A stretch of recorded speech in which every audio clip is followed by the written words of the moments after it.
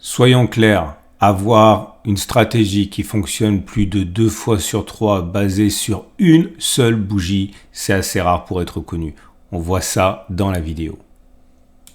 Salut, c'est Trado, content de vous retrouver pour la mise à jour de l'analyse technique du CAC 40 avec une séance de baisse pas surprenante au regard de l'avalement baissier que nous avions hier ici, puisque je vous rappelle qu'un corps vert englobé par un corps rouge qui lui succède, ça s'appelle un avalement baissier et on sait qu'il est plus plausible que l'on aille plus bas plutôt que l'on ait fait les plus bas.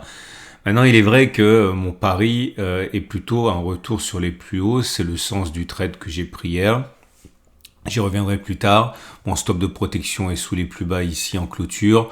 Pour l'instant, c'est pas, ça va pas dans le bon sens, mais à bien y regarder, c'est pas non plus très grave puisque actuellement on est sur mon point d'ouverture. J'y reviendrai encore une fois un petit peu plus tard. Il y a aussi à prendre en considération la forme, la morphologie de la bougie du jour qui est vraiment un signe d'indécision complet puisque c'est un quasi-doji. Pour qu'il s'agisse d'un doji parfait, il faudrait une absence totale de corps comme ici. Ici, il y a un petit corps rouge, donc c'est pas un doji parfait, mais c'est dans l'esprit un signe d'indécision quand même, puisque vous avez tout simplement une amplitude très importante pour une clôture comme on a ouvert finalement. Pas grand chose à dire de plus puisque vous savez que je vais pas m'éterniser sur les indicateurs techniques, on est toujours dans un trading range et lorsqu'on est dans un trading range, les indicateurs techniques délivrent des signaux qui sont souvent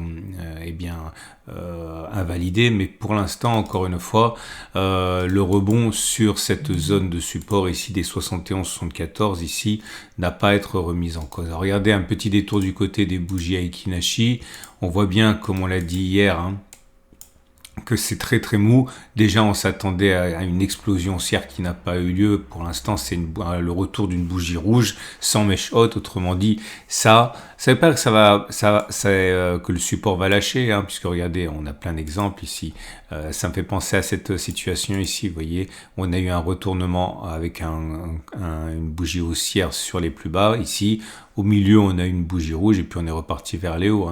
Donc ici, c'est pas du tout exclu qu'il se produise la même chose, même si j'avais en tête quelque chose qui soit plus dynamique, comme ceci, ou comme cela.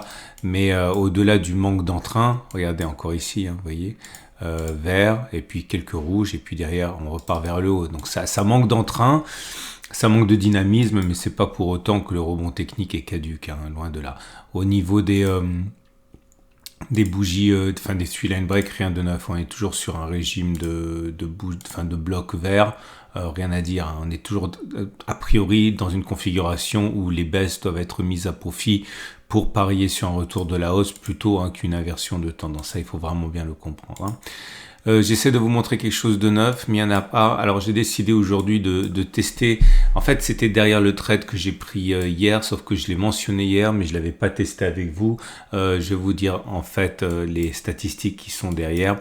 On avait eu ici un pin bar. Alors un pin bar, c'est une bougie caractérisée par une longueur qui on va dire correspond au moins à ce qui se fait habituellement, donc pas une petite bougie, plutôt une grande bougie, mais c'est le corps ici, vous voyez, qui doit être au-dessus des 38% de la bougie. Donc clairement, vous prenez les Fibonacci, vous prenez les plus bas, vous prenez le plus haut, vous tirez les Fibonacci, comme ça, et vous voyez que le corps ne doit pas descendre plus bas que les 38,2%. C'est pas grave qu'il y ait une mèche haute, mais il faut par contre que le corps reste entre les 38,2% et le haut de la bougie.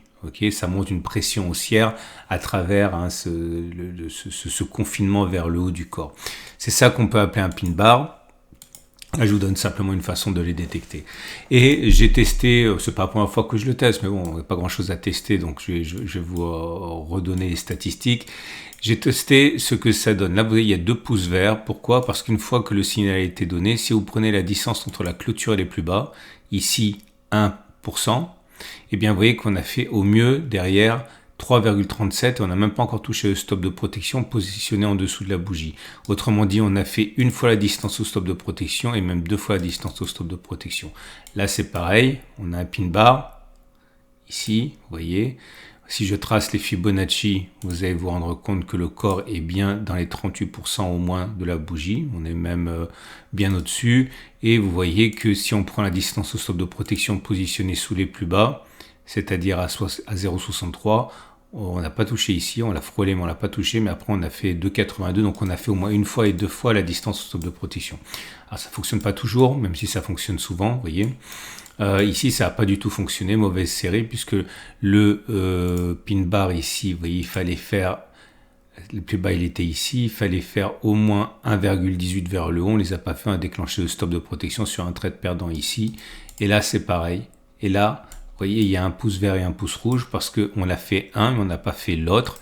La distance au stop de protection était de 0,43, au mieux on a fait 0,56, donc on a fait une fois la distance au stop de protection, mais pas deux fois avant de déclencher le stop de protection. Ça s'est passé sur cette bougie là. Ok. Bon, vous avez compris. Alors maintenant, on va regarder. Je suis remonté 40 fois en arrière.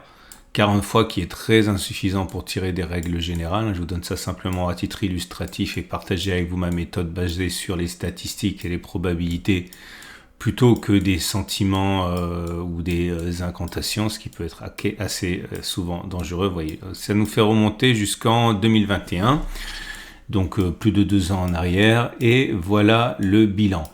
Peut-on envisager, à partir de la bougie que l'on a eue ici, qui a un pin bar, ok, que l'on fasse une fois la distance au stop de protection, le stop de protection étant positionné, vous le voyez, à 1,45, donc 1,45 vers le haut, ça veut dire aller chercher ce niveau-là. Et bien la réponse est oui. C'est ainsi que ça s'est passé 2 fois sur 3, 68% pour être précis, c'est-à-dire 27 fois ça a fonctionné, 13 fois ça a échoué. Peut-on envisager de faire 2 fois la distance aux protections, 1,46,2 x 2, donc à peu près 2,90 et quelques? Et bien la réponse est également non, la réponse est non. Ça a fonctionné comme ça 16 fois, ça a échoué 24 fois. Autrement dit, j'ai pas calculé, on va le faire ensemble, 16 divisé par 40, ça n'a fonctionné que 40% d'écart. Attention, je répète que c'est pas rentable, hein, puisque si vous gagnez 2 fois ce que vous avez risqué, si vous gagnez 16 fois 2000, ça fait 32 000, vous avez perdu 24 fois 1000, 32 moins 24, ça reste positif, hein, à 8000, mais en tout cas, c'est peu plausible. Bref, ça veut dire quoi? Et c'est derrière le trade que j'ai pris en fait hier. Hein. Eh bien, ça veut dire qu'il est plausible que l'on monte de 1,45, donc par là environ, mais par contre, il est peu plausible que l'on fasse 2 fois la distance avant de déclencher le stop de protection. Bref, ça oui,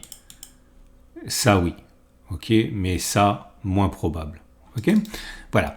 Ce qui nous amène donc, il n'y a rien de neuf, hein, je ne vais pas vous faire perdre votre temps avec les indicateurs techniques, vous les connaissez, de toute manière en trading range, c'est dangereux.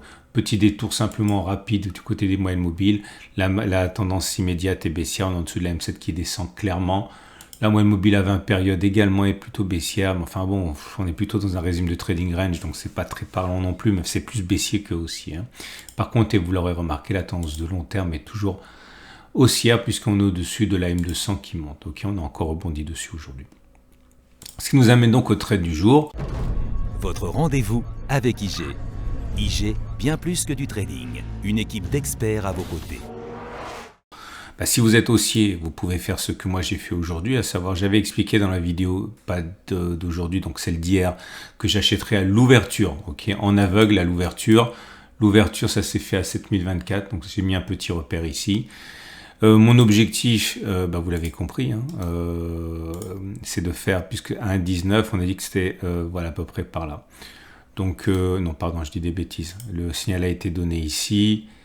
1,45 vers le haut, ça me donne ce niveau-là. Mais comme je suis rentré plus bas, ça fait un ratio gain-risque qui est beaucoup plus intéressant, hein, puisque vous pouvez le voir, l'objectif il est ici, le stop il est là.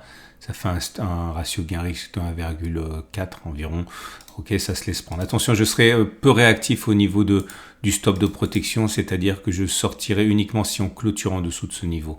Hein, parce que très souvent, vous l'avez vu dans le backtest, il est classique que l'on touche ce niveau, mais que finalement on le préserve en clôture sous la forme d'un turtle soup. Hein. Bon bref, vous l'aurez compris, je suis acheteur. Et si vous êtes baissier, vous pouvez faire l'inverse. Hein. D'ailleurs, ici, vous avez des raisons de l'être, hein, à savoir vous avez eu un signal baissier qui a été délivré, il y a une pression baissière qui est réelle. Néanmoins, c'est dangereux parce qu'on est sur des supports. Donc les plus prudents attendront que ça remonte un petit peu et initieront un trade baissier une fois qu'on sera remonté un petit peu avec un objectif, un retour sur les plus bas avec un stop de protection au-dessus, voilà, question d'avoir un ratio gain-risque intéressant. Voilà, je vous souhaite une excellente journée. Vous avez plein d'alertes dans l'onglet communauté de ma chaîne YouTube. Vous savez comment ça fonctionne. Vous allez sur ma chaîne YouTube et vous avez une alerte notamment de trading. Je vous montre ça. Vous avez une alerte de trading avec le DAX. Vous avez également une alerte sur des actions. Vous avez beaucoup de choses. Cliquez sur l'onglet communauté et vous avez des alertes ici à prendre en considération si vous voulez avoir un peu plus de réactivité. Bref, sur l'onglet communauté de ma chaîne YouTube. À demain pour la mise à jour.